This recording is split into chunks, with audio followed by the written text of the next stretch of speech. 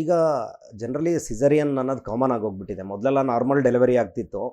ಈಗ ಸಿಸರಿಯನ್ ಯಾಕೆ ಕಾಮನ್ ಆಗಿದೆ ಅಂತಂದರೆ, ಸೊ ಪ್ರೆಗ್ನೆನ್ಸಿಲಿ ಎಲ್ಲರೂ ತುಂಬ ರೆಸ್ಟ್ ತೊಗೋಬೇಕು, ನಾವೇನೂ ಕೆಲಸ ಮಾಡಬಾರ್ದು. ಹಾಗಾಗಿ ಹಾಗೇ ಇದ್ದು ರೆಸ್ಟ್ ತೊಗೊಂಡ್ಬಿಟ್ಟು ಈ ಮಸಲ್ಸ್ ಎಲ್ಲ ಏನಾಗುತ್ತೆ, ಸ್ಟಿಫ್ ಆಗ್ತಾ ಹೋಗಿಬಿಡುತ್ತೆ, ಫ್ಲೆಕ್ಸಿಬಲ್ ಆಗಿರಲ್ಲ. ಮಸಲ್ಸ್ ಫ್ಲೆಕ್ಸಿಬಲ್ ಆಗಿತ್ತು ಅಂತಂದರೆ ನಮಗೆ ಡೆಲಿವರಿ ತುಂಬ ಸುಲಭ ಆಗುತ್ತೆ.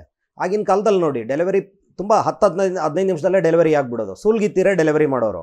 ಬಟ್ ಈಗ ಸಿಸರಿಯನ್ ಹೆಂಗಾಗಿದೆ ಅಂದರೆ ಕಾಮನ್ ಆಗೋಗಿದೆ. ಜೊತೆಗೇನು ಅಂತಂದರೆ ಈಗ ಪೇನ್ ತಡ್ಕೊಳಕ್ಕಾಗಲ್ಲ. ಎಷ್ಟೋ ಜನಕ್ಕೆ ಆ ಪೇನ್ನ ಸಸ್ಟೈನ್ ಮಾಡೋ ಕೆಪಾಸಿಟಿನೇ ಇರಲ್ಲ. ಹಾಗಾಗಿ ಆ ಪೇನ್ ತಡ್ಕೊಳಕ್ಕಾಗಲ್ಲ, ನಂಗೆ ಸಿಸರಿಯನ್ ಮಾಡಿ ಅಂತ ಅವರೇ ಹೇಳಿಬಿಡ್ತಾರೆ.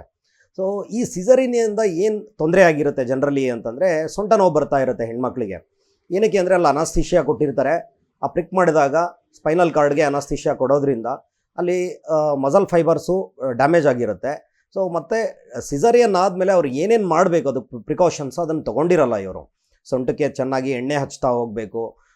ಸೊ ಜೊತೆಗೆ ನಮ್ಮ ಆಯುರ್ವೇದ ಪದ್ಧತಿಯಲ್ಲಿ ಏನೇನಿದೆ, ನಮಗೆ ಡೆಲಿವರಿ ಆದ ನಂತರ ನಾವು ಏನು ಸೂತಿಕಾ ಪರಿಚರ್ಯ ಮಾಡ್ತೀವಿ ಅದನ್ನು ನಾವು ಮಾಡಲ್ಲ ಕರೆಕ್ಟಾಗಿ.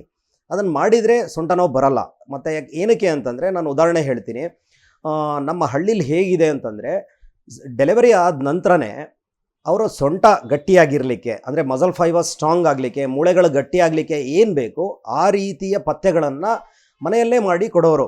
ಉದಾಹರಣೆಗೆ ನಾವು ಒಂದು ರಸಾಯನ ಮಾಡ್ತೀವಿ, ಆ ರಸಾಯನನ ಮನೆಯಲ್ಲೇ ಮಾಡಿ ಕೊಡೋರು. ಮತ್ತು ಆಳ್ವಿ ಬೀಜ ಅಂತ ಬರುತ್ತೆ, ಆಳ್ವಿ ಬೀಜವನ್ನು ಪಾಯಸ ಮಾಡಿ ಕೊಡೋರು ಅವ್ರಿಗೆ ಸೊಂಟ ಗಟ್ಟಿಯಾಗಲಿ ಅಂತೇಳಿ. ಈ ರೀತಿ ಮನೆಮದ್ದುಗಳನ್ನು ನಾವು ಏನೂ ಮನೆಯಲ್ಲಿ ಮಾಡಲ್ಲ.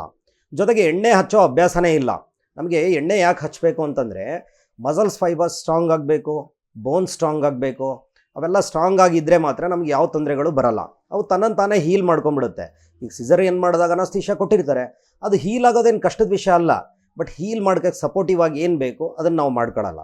ಹಾಗಾಗಿ ಪ್ರತಿಯೊಬ್ಬರು ನಾವು ಹೇಳ್ತೀವಿ ಆಯುರ್ವೇದದಲ್ಲಿ ಅಭ್ಯಂಗ ಸ್ನಾನ ಮಾಡಿ ಅಂತ. ಅಭ್ಯಂಗ ಸ್ನಾನ ಅಂದರೆ ನಾವು ಮೈಗೆ ಎಣ್ಣೆ ಹಚ್ಕೊಂಡು 1 ಅವರ್ ಬಿಟ್ಬಿಟ್ಟು ಸ್ನಾನ ಮಾಡೋದು. ಜನರಲಾಗಿ ನಮಗೆ ಯಾವ ಆಯಿಲ್ಗಳು ಬೇಕು ಅಂತ ನಾವು ಆ ಡಿಸೀಸಿಗೆ ತಕ್ಕಂತೆ ಸೆಲೆಕ್ಟ್ ಮಾಡ್ತೀವಿ. ಯಾವುದು ಗೊತ್ತಾಗಲಿಲ್ವಾ, ಕೊಬ್ಬರಿ ಎಣ್ಣೆ ಹಚ್ಕೊಂಡು ಕೂಡ ನಾವು ಸ್ನಾನ ಮಾಡ್ಬೋದು. ಈಗ ಎಸ್ಪೆಷಲಿ ಬಾಣಂತಿರಿಗೇನು ಅಂತಂದರೆ, ಅವ್ರು ಕೊಬ್ಬರಿ ಎಣ್ಣೆ ಹಚ್ಕೊಂಡ್ರೂ ಆಗುತ್ತೆ, ಏನು ತೊಂದರೆ ಏನೂ ಇಲ್ಲ. ಕೊಬ್ಬರಿ ಎಣ್ಣೆ ಹಚ್ಕೊಂಡ್ಬಿಟ್ಟು ಒಂದು ಅರ್ಧ ಗಂಟೆ ಬಿಟ್ಬಿಟ್ಟು ಸ್ನಾನ ಮಾಡಿದಾಗ ಆ ನೋವು ಕಡಿಮೆ ಆಗ್ತಾ ಹೋಗುತ್ತೆ. ಅಲ್ಲಿ ಮಸಲ್ ಫೈಬರ್ ಸ್ಟ್ರಾಂಗ್ ಆಗುತ್ತೆ, ಡ್ಯಾಮೇಜ್ಗಳು ರಿಪೇರಿ ಆಗುತ್ತೆ. ಜೊತೆಗೆ ಆಯುರ್ವೇದದಲ್ಲಿ ಕೆಲವೊಂದು ಆಯಿಲ್ಗಳಿದೆ. ನಾರಾಯಣ ತೈಲ ಇದೆ, ಅಶ್ವಗಂಧ ಬಲ ಲಾಕ್ಷಾದಿ ತೈಲ ಇದೆ, ಮುರಿವೆಣ್ಣ ತೈಲ ಇದೆ, ಮಹಾನಾರಾಯಣ ತೈಲ ಇದೆ. ಈ ರೀತಿ ಬೇರೆ ಬೇರೆ ಆಯಿಲ್ಗಳನ್ನು ಡಾಕ್ಟ್ರದ್ದು ಸಜೆಷನ್ಸ್ ತೊಗೊಂಡು ನೀವು ಬಳಸಿ ಅದನ್ನು ಎವ್ರಿಡೇ ಅಪ್ಲೈ ಮಾಡಿ 1 ಅವರ್ ಬಿಟ್ಟು ಸ್ನಾನ ಮಾಡಿದಾಗ ಸೊಂಟ ತುಂಬ ಚೆನ್ನಾಗಿ ಗಟ್ಟಿಯಾಗುತ್ತೆ, ಅವರಿಗೆ ಆ ಬೆನ್ನೋವು ಬರಲ್ಲ.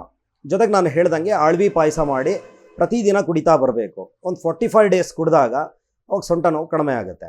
ಸೊ ಈ ರೀತಿ ಮಾಡಿ ಸೊಂಟ ನೋವು ಕಡಿಮೆ ಮಾಡ್ಕೊಳ್ಳೋದ್ರಿಂದ ಎಲ್ಲರಿಗೂ ಅನುಕೂಲ ಆಗುತ್ತೆ. ಧನ್ಯವಾದಗಳು.